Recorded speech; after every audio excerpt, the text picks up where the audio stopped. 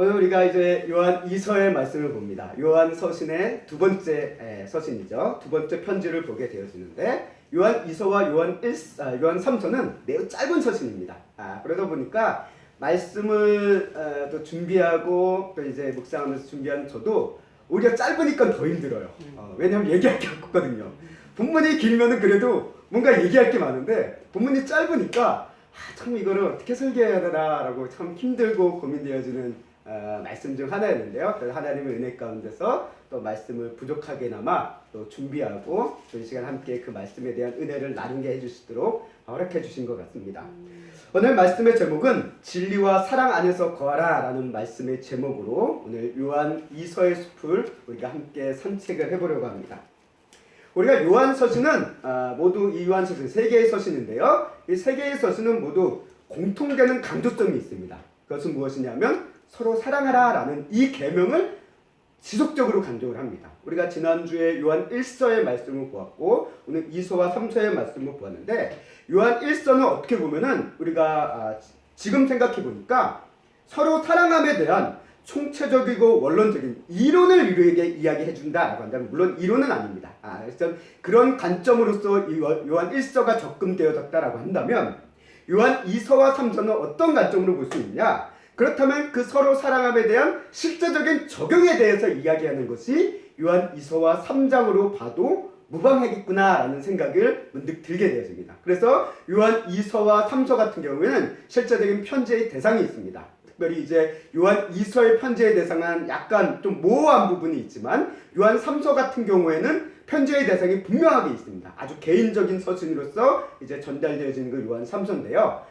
여하튼간에 요한 2서와 요한 3서는 수신자가 누구인지는 뭐 불분명한 부분, 요한 2서 같은 경우는 불분명한 부분도 있지만 그럼에도 불구하고 이 편지를 받는 이들을 향해 그들의 현실, 실제적인 상황 속에서 서로 사랑함에 대한 그 관점을 어떻게 적용할 것인가에 대해서 좀 구체적으로 이야기하고 있는 것이 요한 2서와 요한 3서로 우리가 볼 수 있겠다라는 생각을 말씀을 준비하면서 문득 들게 되었습니다. 그런데 이제 우리가 서로 사랑하라 라는 이 말, 요한 1서부터 계속 반복되어지고 크게 본다면 요한 복음서부터 강조되어지는 것이 서로 사랑하라는 예수님의 세 계명이죠. 예수님의 계명, 그것이 이제 요한 서신, 요한의 그 문서에는 지속적으로 반복됩니다. 요한복음도 그렇고 요한 1, 2, 3서도 그렇고 요한 계시록은 약간 좀 다른 관점으로 볼 수도 있겠지만 기본적으로는 이 서로 사랑하라라는 이 관점이 요한 서신에서는 반복되고 있는 것을 우리가 보게 됩니다. 그래서 오늘 우리가 방금 본문을 읽어도 봤겠지만 그 얘기가 계속 강조되어져요.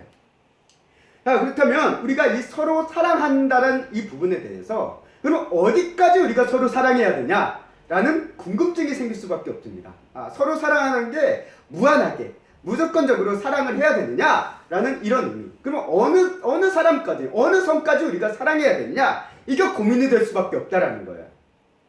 근데 예수님께서는 어떤 말씀을 하십니까? 서로 사랑하여라 라는 이 말씀의 가장 궁극적인 사랑에 대한 그 완성을 뭐라고 얘기하십니까? 원수를 사랑하라 라고까지 얘기하고 있습니다. 원수를 사랑하라.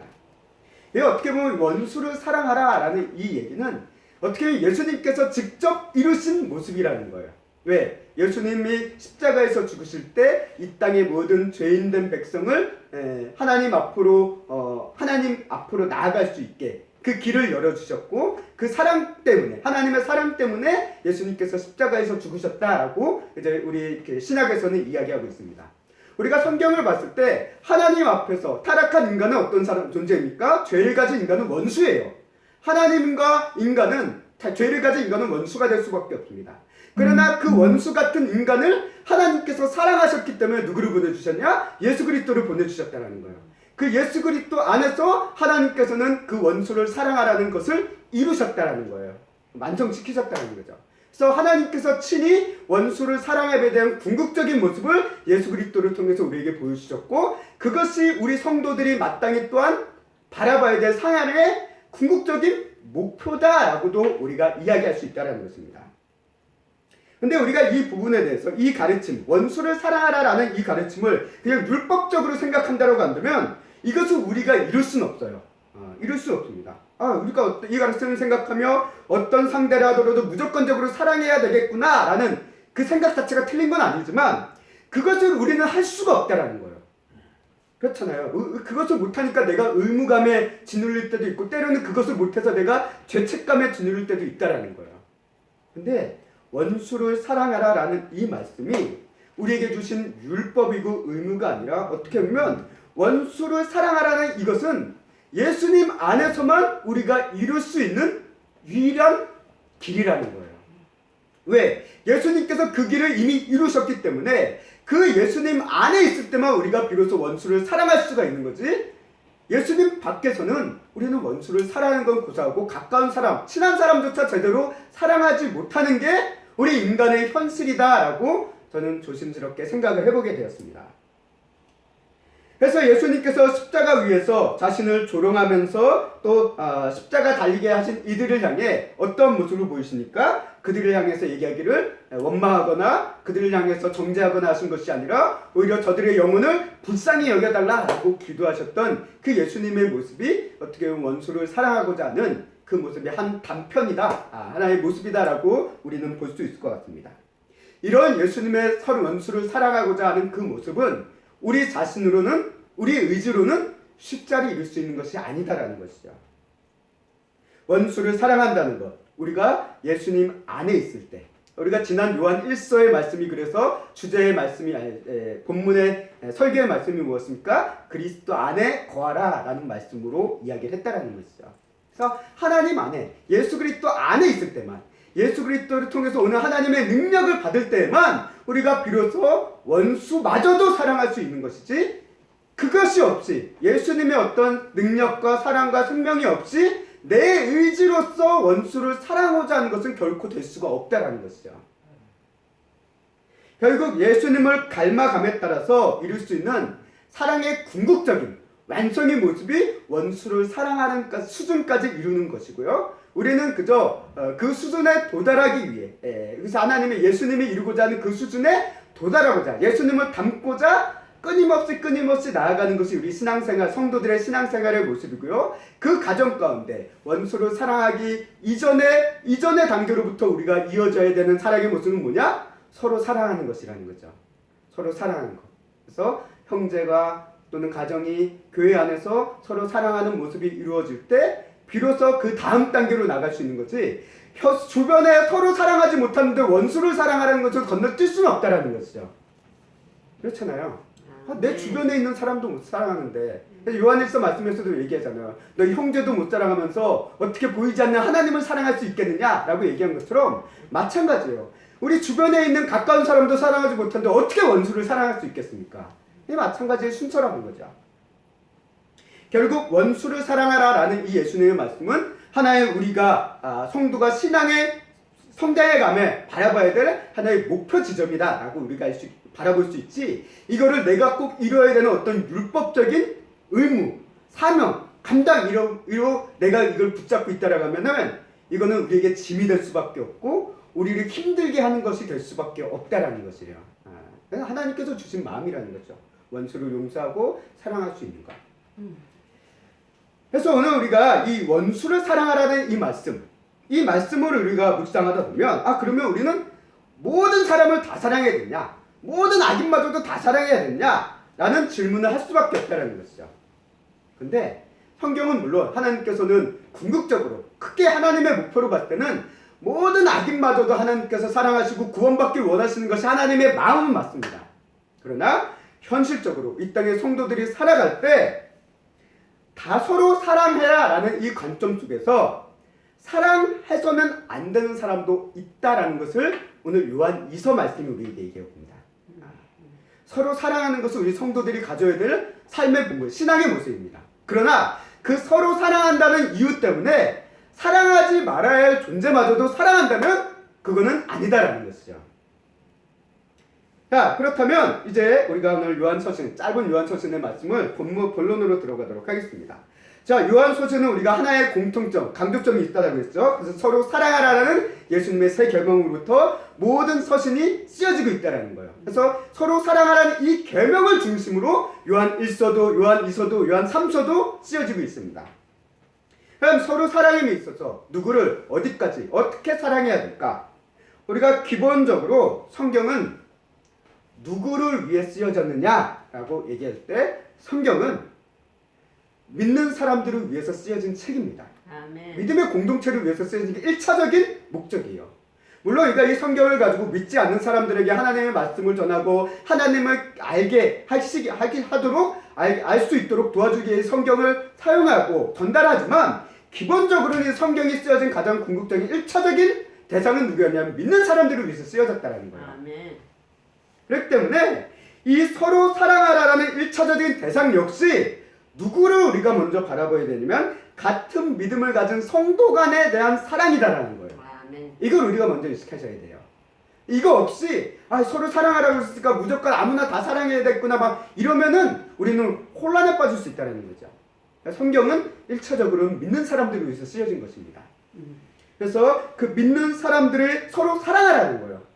교회 안에서 서로 사랑해야 돼요. 이건 교회뿐만 아니라 가정도 마찬가지죠. 믿음의 사람들끼리는 서로 사랑해야 된다는 것을 요한 1서도, 요한 2서도, 요한 3서도 우리에게 얘기하고 있습니다. 그래서 교회 안에 이 서로 사랑함이 없어서 항상 어떤 일이 일어날까? 분열이 일어나잖아요. 갈등도 일어나고 분쟁도 일어나게 됩니다. 그게 우리 교회 오늘 이 땅에 안타까운 교회의 모습이긴 한데 그 이유가 분명 여기에 있다라는 거예요. 믿음의 성도들 간에 서로 사랑함이 없다라는 거예요. 정죄함이 있고 어떤 그 사람의 단점과 약점을 자꾸 공격하려는 모습, 그런 모습이 있을 뿐 어떻게 이 사랑이 자꾸 교회 안에 없어짐으로 인해서 교회가 시끄러워지고 분열되어지고, 물론 그 분열의 원인이 되어지는 문제를 가진 사람이 있긴 합니다. 그게 이제 뭐 교육자일 수도 있고 어떤 장로일 수도 있고 어떤 지도자층일 수도 있지만 그렇다고 그들을 또 무조건 덮어주고 옹호해줘야 된다는 것은 결코 오는 게 아닙니다. 그러나 분명한 건 교회의 공동체를 이루기는 근간에 가장 중심되어지는 기준은 뭐냐? 서로 사랑함에 있다라는 거죠. 우리 사회, 우리 현실, 우리 사회를 보면 사랑이라는 명분 하에 참 많은 옳지 못한 일들이 이루어지는 것을 우리가 보게 됩니다. 흔히 얘기하는 불륜. 불륜도 어떻게 보면은 나름대로 자기들은 사랑, 로맨스라고 얘기하잖아요. 사랑이라고 얘기하잖아요. 뭐 크게 봤을 때 단편적으로 봤을 땐 사랑이죠. 그러나 그 사랑은 어떤 사랑입니까? 가정을 깨는 사랑이고 사회에 안 좋은 영향을 미치는 사랑이고 또는 자녀들에게 어떻게 보면 악한 영향을 미치는 사랑이 그런 사랑이잖아요. 성경이 얘기하는 사랑은 이런 사랑이 아니다라는 것입니다. 아멘. 사랑도 비정상적인 사랑도 사랑이니까 용납해야 된다. 이런 사랑, 이런 식으로도 우리는 서로 사랑해야 된다라는 잘못된 이야기가 나올 수 있다라는 거예요. 그래서 성경은 우리에게 얘기합니다. 사랑이라고 다 똑같은 게 아니다. 참된 사랑은 선을 이루지만 잘못된 사랑은 문제를 일으킵니다. 그래서 성경은 분명 사랑을 강조합니다. 이건 틀리지 않아요. 왜? 하나님이 사랑이시니까. 근데 여기서 아는 것, 우리가 알아야 될 것은 무엇이냐? 어떤 형태라도 사랑만 있으면 된다라고 성경은 가르치지 않아요.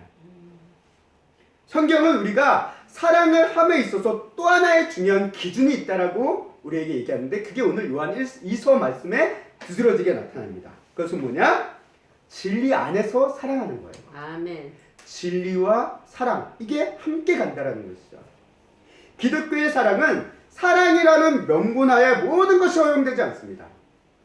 만약에 사랑이라는 명분하에 모든 것을 허용한다면 하나님은 악마저도 사랑하셔야 돼요. 그런데 성경은 하나님은 악한 것은 죄한 것은 죄된 것은 미워하십니다. 싫어하십니다. 그것은 정죄하십니다. 심판하십니다. 왜? 그게 하나님의 진리에서는 거스리는 사랑이기 때문에 그래요. 하나님은 그 진리와 사랑으로 같이 역사하시는 거예요. 그렇기 때문에 우리 그리스도인들 역시 사랑을 함에 있어서 그 사랑의 기준이 필요한데 그게 어디냐? 진리가 필요하다는 거예요. 진리와 사랑이 함께 해야 된다는 게 기독교 사랑의 기본 사랑의 모습 본질이라는 것이죠. 그렇다면 그래서 요한 2서 3절 말씀에 이렇게 얘기합니다. 우리 함께 읽어보도록 하겠습니다. 시작. 은혜와 긍휼과 평강이 하나님 아버지와 아버지의 아들 예수 그리스도로부터 진리와 사랑 가운데서 우리와 함께 있으리라. 아멘. 사도 요한의 인사죠. 서신의 인사인데 어떤 인사를 합니까? 하나님의 은혜와 긍휼과 평강이 어디 안에 있을 때 나옵니까? 진리와 사랑 가운데서 우리와 함께 있는 거예요. 진리와 사랑 가운데. 진리와 사랑 없이 하나님의 은혜와 긍휼과 평강이 그냥 막 오는 게 아니라는 것이죠. 우리 성도는 반드시 진리와 사랑 가운데 있을 때 이 하나님의 은혜와 긍휼과 평강이 우리와 함께 있다는 거예요. 그렇다면 진리란 무엇일까요? 사랑은 뭐 대충 알겠어요. 이 시대 사랑은 뭐 어떤 남녀 간의 사랑, 뭐 부모 간의 자식 간의 사랑, 뭐 친구 간의 사랑 이런 것들을 구분해 보겠지만 우리가 뭐 그런 구분까지 복잡하게 하지 말고 사랑의 형태는 어쨌든 우리가 약간 두루뭉실할 수도 있지만 느끼는 게 있어요. 아, 이게 사랑이다라고 느끼는 게 있는데 일단 진리란 뭘까요? 진리는 단어 그대로 말 그대로 참된 이치입니다. 참된 이치예요. 근데 성경에서 얘기하는 진리는 이것이다 라고 얘기합니다. 요한복음 7장 17절 말씀 우리 함께 읽겠습니다. 시작. 그들을 진리로 거룩하게 하옵소서. 아버지의 말씀은 진리니이다. 아멘. 성경이 얘기하는 진리는 뭐냐? 철학적인 어떤 사고, 어떤 논리에 어떤 전제적인 전제 또는 어떤 과학 법칙 이런 거를 진리로 얘기하지 않습니다. 우주를 총괄하는 하나의 법칙 이거를 진리로 얘기하는 것이 아니라 성경이 얘기하는 진리는 뭐냐? 하나님의 말씀이 진리다라고 정의를 내리고 있어요. 그런데 이 하나님의 말씀에 대해서 성경은 또한 이렇게 풀고 있습니다.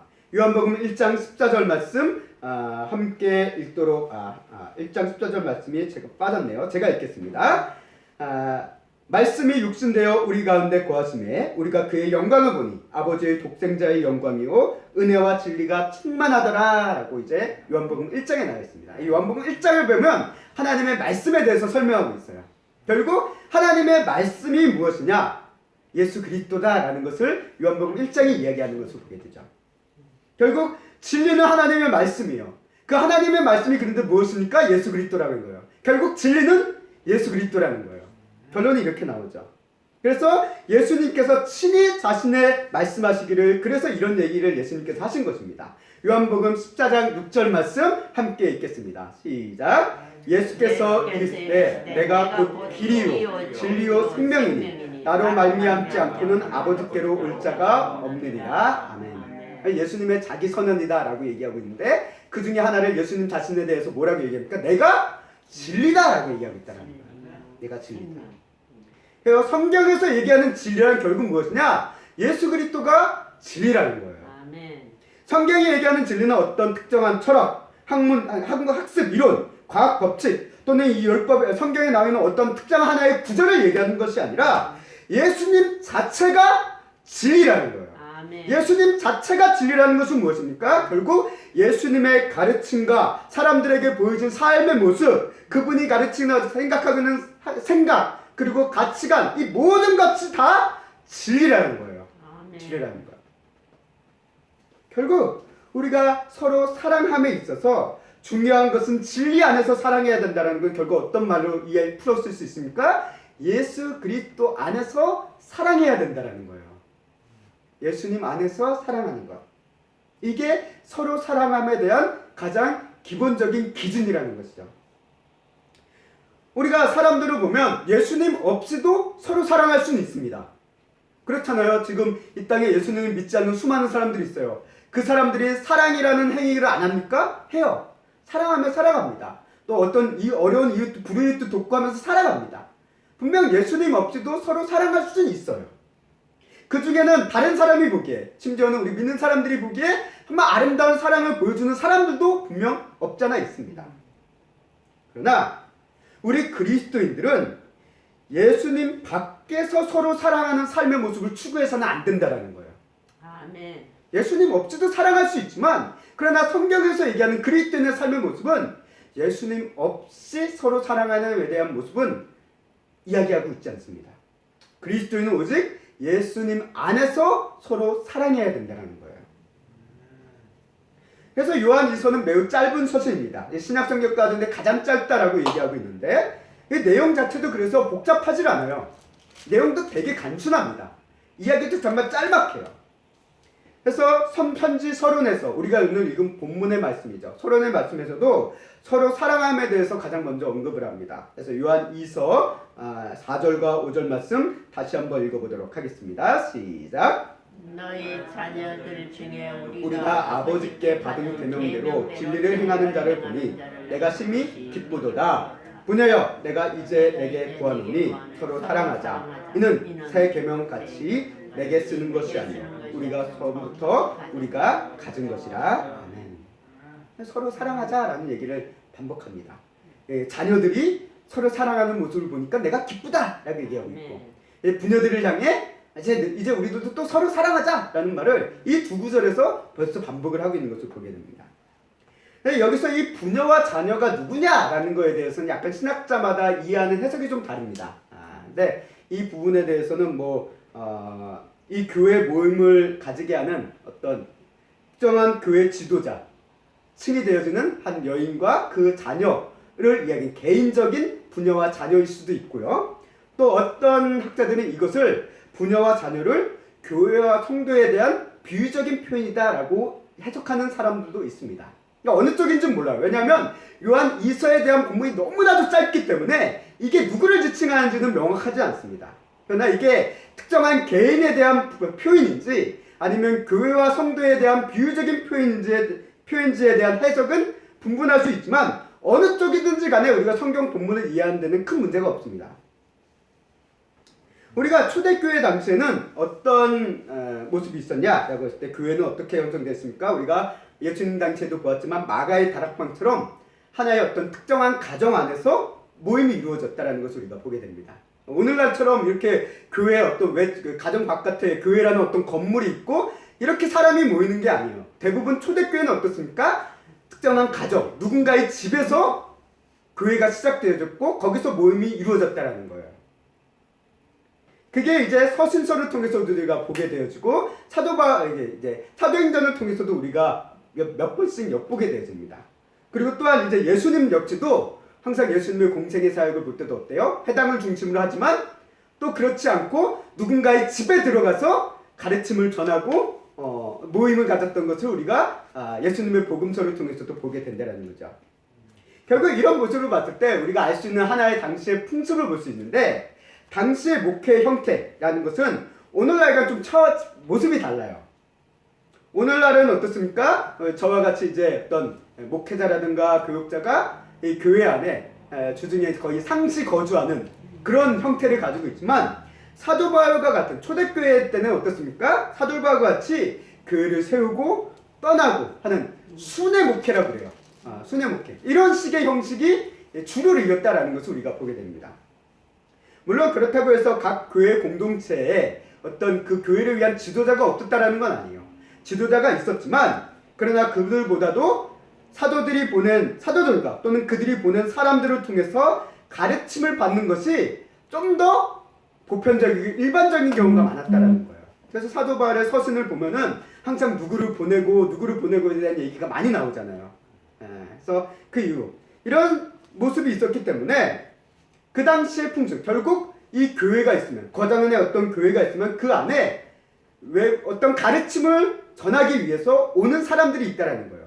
오늘날로 얘기하면 외부 강사가 오는 거예요. 외부 강사가 집에 이제 들락날락 하는 겁니다. 그게 그냥 일반적인 모습이에요. 보편적인 모습이었어요. 예수님이 누군가의 집에 가서 가르침을 주고 하루 숙박하고 이렇게 떠나듯이 누군가가 가르침을 주기 위해서 교회 공동체의 모임에 왔다라는 거예요. 근데 이 모임에 이렇게 온 순회 교사들, 순회 목회자들이라는 이런 사람들에게 정말 제대로 가르치는 사람도 있지만 잘못된 가르치는 주는 사람들이 있었다는 거죠. 그래서 사도 바울이 그런 사람들에 대해서 경고하잖아요. 거짓 교사들에 대해서. 왜 교회 안에 그런 사람들이 왔냐라고 할 때 그런 사람들이 들락날락 하는 거예요. 교회 공동체 어떤 교육자, 항시 거주하는 교육자를 중심으로 교회가 딱 선다기보다는 그런 사람들을 가르치는 사람들이 오래락 들락날락 하다 보니까 이상한 엉뚱한 가르침을 주는 사람들이 있었고 그거에 대해서 사도 바울은 염려가 많았기 때문에 서신을 통해서 경고를 하고 경계를 했던 것을 우리가 서신을 통해서 보게 됩니다. 이게 어떻게 보면 일반적인 모습이었다라는 거죠. 또 우리 또 고대 중동, 중동의 또한 특징 중 하나가 이렇게 나그네들을 이렇게 또 환영하고 잘 대접하는 게 또 그들의 문화다라고 얘기를 하고 있어요. 이런 두 가지 모습, 이게 이런 문화가 합쳐져서 이 작은 교회, 초대교회 그런 가정 안에 있는 교회 공동체 안에서도 누군가가 오고 그 오는 사람들의 얘기를 귀 기울여 듣고 배우고 그를 통해서 신앙생활을 해나가며 성장해 나가는 그런 모습들이 일반적인 그 당시의 교회의 모습들로 우리가 보여진다는 것이죠. 근데 문제는 뭡니까? 이단들이 이런 풍습을 역용한다는 거죠. 그래서 요한 서신이 쓰일 당시에 우리가 기승을 부리던 이단이 있다고 그랬죠. 지난주에 얘기했죠. 영지주의가 있다고 그랬습니다. 가장 심각한, 그 당시에 심각한 이단이 영지주의였어요. 그래서 이 영지주의자들에 대한 이단에 대해서 오늘 요한 2서에서 다시 한번 언급합니다. 7절 말씀 함께 보도록 하겠습니다. 시작. 미혹하는 자가 세상에 많이 나왔나니 이는 예수 그리스도께서 육체로 오심을 부인하는 자라. 이런 자가 미혹하는 자요 적그리스도니. 아멘. 사도 요한은 얘기합니다. 미혹하는 자가 세상에 많이 왔다. 성도들이 미혹하는 자가 많고, 그리고 예수를 부인하는 자, 육체로 오심을 부인하는 자. 영지주의의 가장 특징이 이거였어요. 예수님의 성육신을 부인한다고 했습니다. 예수님이 오신 것은 뭐 예수님의 십자가에 죽는 그냥 환상이고 뭐 이런 식으로 얘기하는 것.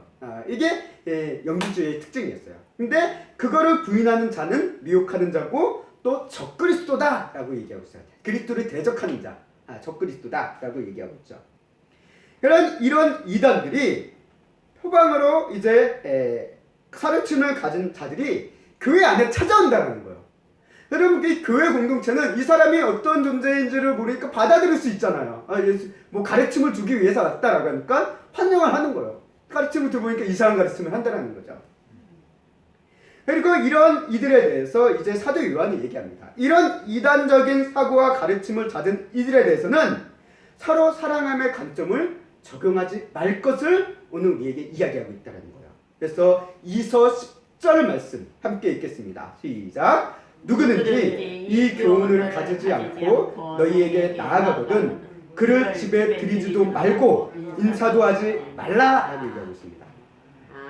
이 교훈, 가지지 않는 이 교훈은 뭡니까? 예수님의 성육신에 대한 것을 이야기하고 있어요. 1차적으로는. 그러나 오늘날 우리 봐서는 성육신보다는 예수 그리스도의 십자가의 복음, 우리는 이렇게 십자가의 복음이라고 이해해서도 틀리지 않을 것 같습니다. 여하튼간에 이 예수 그리스도에 대한 이 복음을 가지고, 여기는 이제 성육신에 대한 얘기지만, 이 가지지 않고 이단적인 교훈을 가지고 너희에게 나아가는 자들이 있다라고 한다면 그들을 집에 들이지도 말고 심지어 인사도 하지 말라라고 얘기하고 있다는 거예요. 이렇게 사도 요한은 강한 어조로 이 경계를 하는 것을 우리가 보게 됩니다.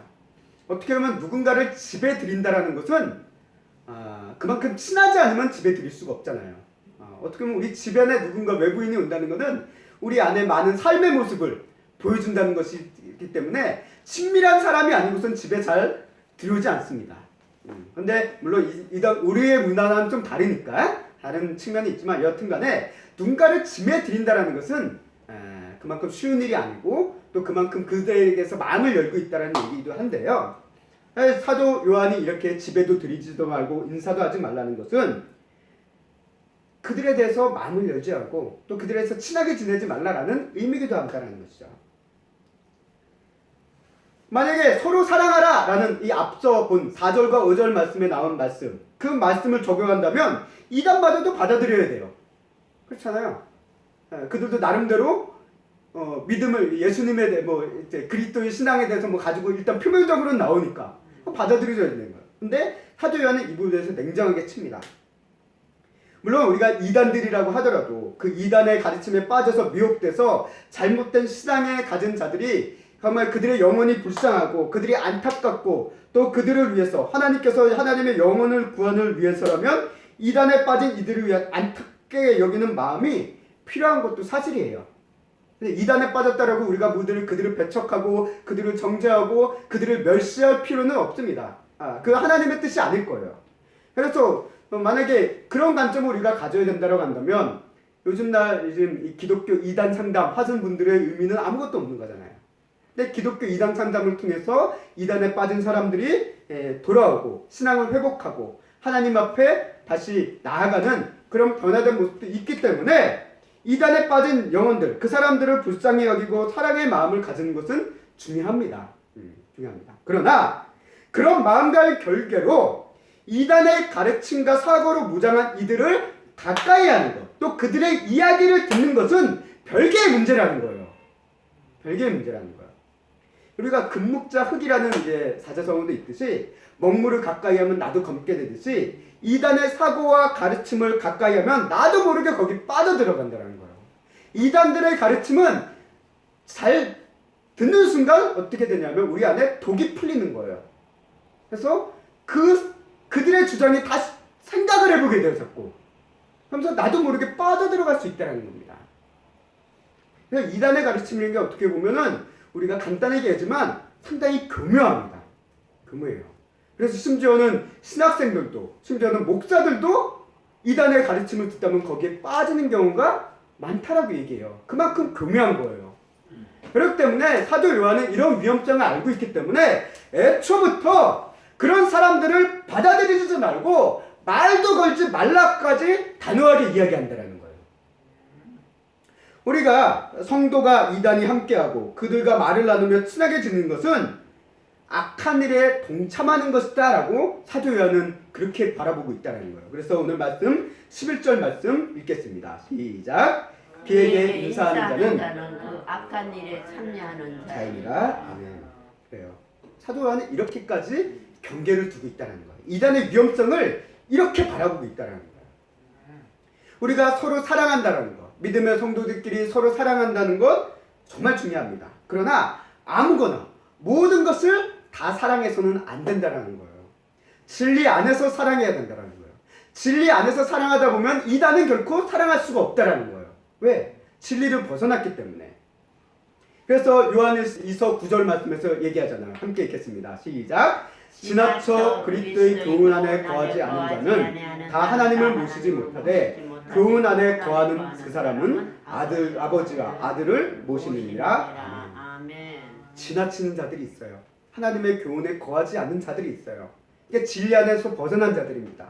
그런 이들과는 우리는 그런 이들을 사랑할 수가 없어요. 사랑해서도 안 되고.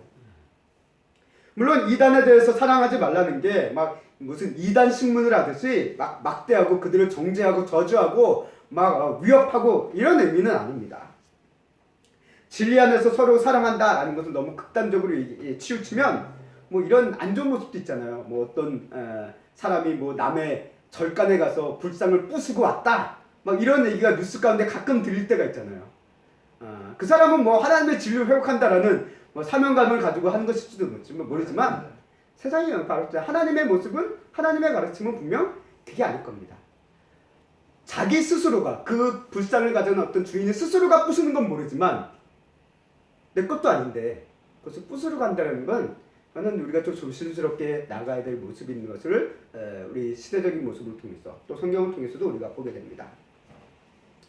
이렇게 뭐 상대방이 이단을 몰아치며 저주를 내뱉는 경우 우리가 그렇게 행동하라는 게 아니에요. 이단을 사랑하지 말라는 게.